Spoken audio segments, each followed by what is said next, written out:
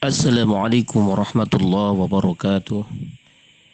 Alhamdulillahi rabbil alamin. Wabihi nasta'inu ala umuri dunya waddin.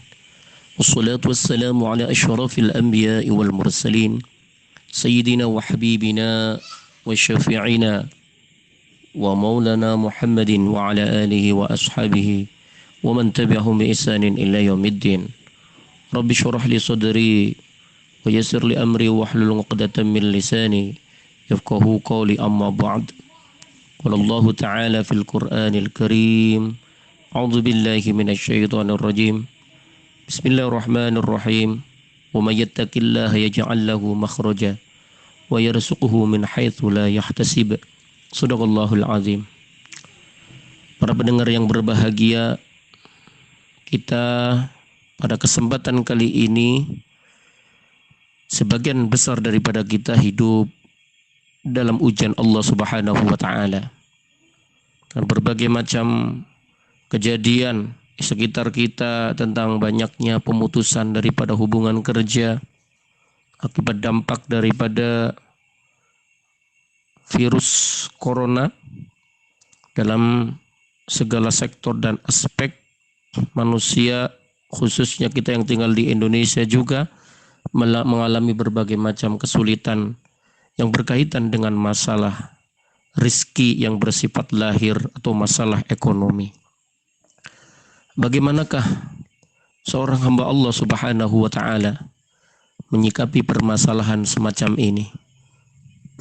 Apakah agama kita, agama Islam tidak mengajarkan kepada penganutnya untuk mensikapi bagaimana kita bersikap daripada mengatasi masalah kesulitan rezeki agar kita tetap senantiasa dalam koridor yang tidak keluar daripada koridornya Allah dan Rasulullah Sallallahu Alaihi Wasallam?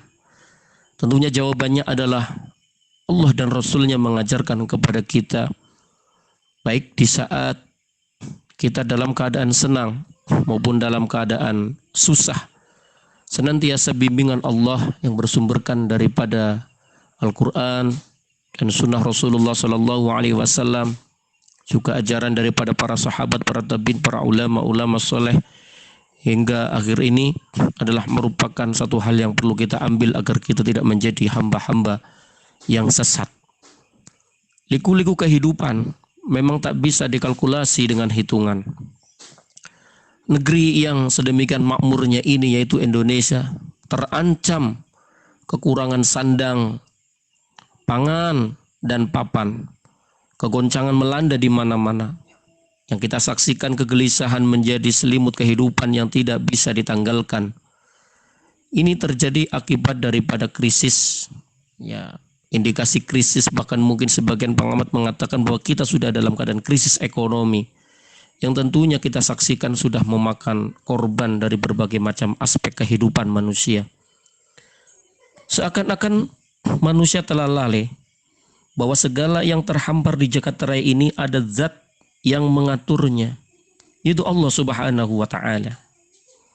Sehingga timbul satu pertanyaan, apakah mereka tidak ingat Allah Subhanahu wa taala yang telah berfirman dalam surat Hud ayat 6 yang artinya, dan tidaklah yang melata di muka bumi ini melainkan Allah lah yang memberi rizkinya. Keyakinan yang mantap adalah bekal utama dalam menjalani asbab atau usaha mencari rizki. Ar-Rahman atau Allah yang Maha Pengasih menjadikan dunia ini sebagai negeri imtihan. Negeri ini adalah merupakan ujian, telah memberikan jalan keluar terhadap problem yang dihadapi manusia.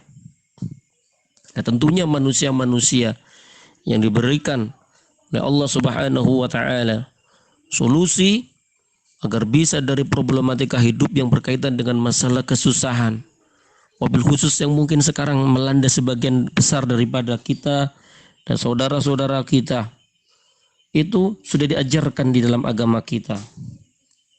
Ajaran pertama yang juga disampaikan oleh para alim ulama adalah, marilah senantiasa yang pertama berusaha dan bekerja. Sudah merupakan sunnatullah seorang yang ingin mendapatkan limpahan rezeki Allah harus berusaha dan bekerja. Hal ini berdasarkan firman Allah Subhanahu wa taala dalam surat Al-Jumu'ah ayat 10. Allah berfirman, "A'udzubillahi minasyaitonir rajim. Fa idza qudiyatis shalatu fantashiru fil ardi wabtaghu min fadlillahi wadhkurullaha katsiran la'allakum tuflihun." Yang artinya, apabila salat telah dilaksanakan, maka bertebaranlah kamu di muka bumi. Carilah karunia Allah dan ingatlah Allah sebanyak-banyaknya agar kamu beruntung. Kita disuruh untuk bertebaran di muka bumi, mengingat Allah, zikrullah dengan zikir yang sebanyak-banyaknya agar kita termasuk orang-orang yang beruntung. Kemudian rezeki itu harus diusahakan dan dicari. Tapi kadang-kadang karena gengsi, mungkin karena juga sombong, dan harga diri seseorang enggan bekerja. Padahal mulia atau tidaknya suatu pekerjaan itu dilihat apakah pekerjaan tersebut halal ataupun haram. Maka sekali lagi kita harus berusaha dan bekerja semampu yang bisa kita laksanakan, dan kalau bisa kerjakan pekerjaan yang sesuai dengan skill daripada yang kita miliki.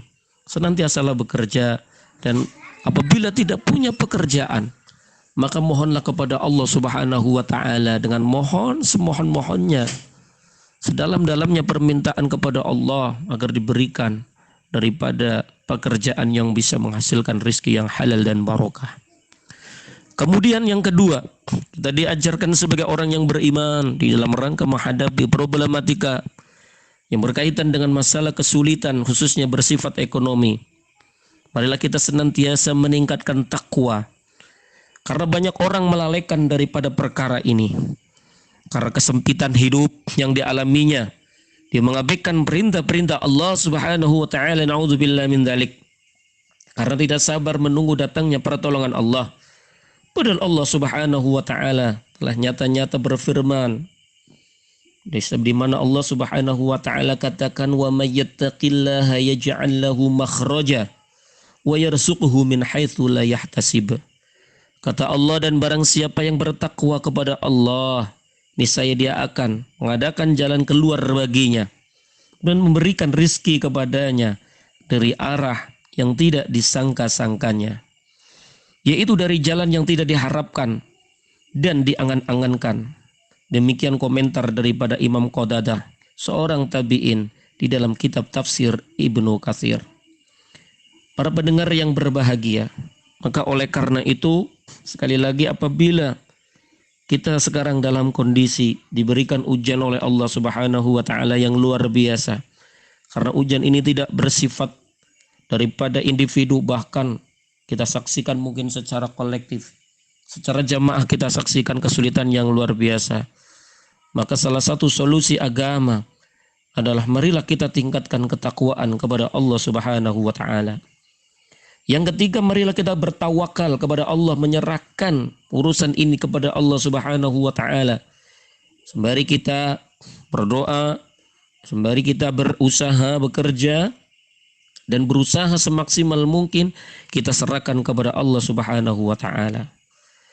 Sehingga benar apa yang dikatakan oleh Allah dalam surat At-Talaq ayat 3, yang artinya, dan barang siapa yang bertawakal kepada Allah, niscaya dia akan mencukupi daripada keperluannya.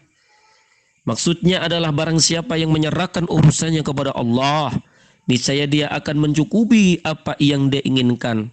Demikian kata Imam Al-Qurtubi rahimahullah di dalam kitab Al-Jami' Ahkamul Quran. Para pendengar yang berbahagia, dan tidak dinamakan tawakal bila tidak menjalani daripada usaha. Sesungguhnya menjalani usaha merupakan bagian daripada tawakal itu sendiri. Oleh karena itu, Ibnul Qayyim Al-Jauziyah rahimahullah mengatakan, tawakal dan kecukupan yang Allah janjikan itu bila tanpa menjalani asbab yang diperintahkan merupakan kelemahan semata. Sekalipun ada sedikit unsur tawakalnya, hal yang demikian itu merupakan tawakal yang lemah. Maka dari itu tidak sepantasnya seorang hamba Allah menjadikan sikap tawakal itu lemah dan tidak berbuat dan berusaha. Seharusnya dia menjadikan tawakal tersebut bagian daripada asbab diperintahkan untuk dijalani.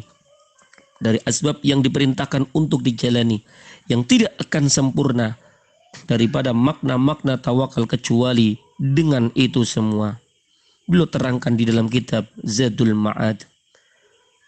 Para pendengar yang berbahagia dimanapun Anda berada, seandainya kalian bertawakal kepada Allah, seandainya kita bertawakal kepada Allah dengan sebenar-benarnya tawakal, niscaya Allah Subhanahu wa taala akan memberikan rezeki kepada kalian, kepada kita semua, sebagaimana burung diberi rezeki pergi di pagi hari dalam keadaan perut kosong dan pulang sore hari dalam keadaan kenyang. Seperti yang termaktub di dalam hadis yang diriwayatkan oleh Imam An-Nasa'i, Imam Tirmidzi, dan daripada Imam Ibnu Majah. Kemudian yang keempat, diajarkan dalam agama kita, marilah kita banyak bersyukur. Bersyukur adalah jalan lain yang Allah berikan kepada kaum mukminin dalam menghadapi kesulitan rezeki khususnya. Dalam surat Ibrahim ayat 7 Allah berfirman, la in syakartum la azidannakum wa la in kafartum inna 'adzabi lasyadid. Kalau seandainya kalian bersyukur, sungguh-sungguh kami akan menambah untuk kalian nikmatku, dan tidak kalian mengingkarinya. Dan jika kalian mengingkari atau mengkufurinya, sesungguhnya azabku, kata Allah, sangatlah keras. Oleh karena itu, dengan cara bersyukur insya Allah akan mudah urusan rezeki kita. Adapun hakikat syukur adalah mengakui nikmat tersebut dari zat yang maha memberi nikmat dan tidak mempergunakannya untuk selain ketaatan kepadanya. Begitu yang dikatakan oleh Al-Imam Al-Qurtubi rahimahullah, diterangkan di dalam kitab tafsir Al-Qurtubi. Yang kelima adalah berinfak. Sebagian orang barangkali menyangka bagaimana mungkin berinfak dapat mendatangkan rezeki dan karunia Allah. Sebab dengan berinfak harta kita menjadi berkurang. Ketahuilah, zat yang maha memberi rezeki telah berfirman, dan apa-apa yang kalian infakkan dari sebagian harta kalian, maka Allah akan menggantinya. Tersebutkan di dalam surat Saba ayat 39. Dan yang selanjutnya yang keenam, diajarkan oleh baginda Nabi Muhammad sallallahu alaihi wasallam dalam sebuah hadis yang diriwayatkan oleh Imam Bukhari dan Imam Muslim. Rasulullah sallallahu alaihi wasallam bersabda, man ahabba ayyubsata lahu fi rizqihi wa yumsa'alahu fi atharihi falyasul rahimah.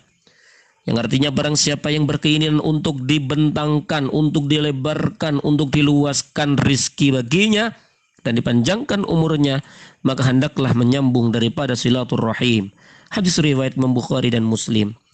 Dan yang terakhir, para pendengar yang berbahagia, solusi yang diajarkan atau yang ketujuh yang diajarkan dalam agama Islam, meskipun masih ada solusi-solusi yang lain, kita hanya bahas 7 poin, yaitu dengan doa. Allah memberikan senjata yang ampuh bagi kaum muslimin berupa doa. Ad-du'a usilahul mu'min. Doa adalah senjatanya orang yang beriman. Dengan berdoa seorang muslim insyaallah akan mendapatkan apa yang dia inginkan. Rasulullah sallallahu alaihi wasallam menuntun kita agar berdoa tatkala kita menghadapi daripada kesulitan rezeki. Di dalam sebuah hadis yang diriwayatkan oleh Imam Ibnu Majah, dan selain daripada Imam Ibnu Majah, Rasulullah mengajarkan satu doa yang artinya, ya Allah, aku minta kepadamu ilmu yang bermanfaat, rezeki yang baik, dan amalan yang diterima. Inilah satu doa yang diajarkan oleh baginda Nabi Muhammad SAW. Semoga 7 tip yang diajarkan di dalam Islam ini mampu kita laksanakan, sehingga siapapun di dalam diri kita, di dalam diri kita tidak timbul daripada sifat tama, mengharapkan daripada selain Allah Subhanahu wa taala, hanya berharap kepada makhluk-makhluknya Allah, mengharap pemberian daripada makhluk-makhluknya Allah dengan menafikan daripada pemberian Allah Subhanahu wa taala. Berharaplah kepada Allah dan senantiasa berdoa dan berusaha. Jangan menjadi orang yang tamak, apalagi orang yang kemudian menjadikan dirinya sebagai orang-orang yang tidak utama, menjadi orang-orang yang tidak mulia, orang-orang yang menjadi orang yang mungkin dalam ajaran kita termasuk salah satu daripada sifat yang tercela, yaitu mengemis dengan tanpa ada dasar udzur yang bersifat syar'i. Rasulullah katakan, al-yadul ulya khairum min yadi sufla, bahwasanya tangan yang di atas itu lebih baik daripada tangan yang di bawah. Semoga kita bukan sebagai orang yang meminta, akan tetapi menjadi orang-orang yang bisa dan gemar untuk memberi. Sedikit demikian yang kami sampaikan. Al-Faqir Sa'dun Ibnu Zaki di Bekasi mengucapkan selamat menjalankan ibadah puasa. Semoga senantiasa ibadah kita diterima oleh Allah Subhanahu wa taala.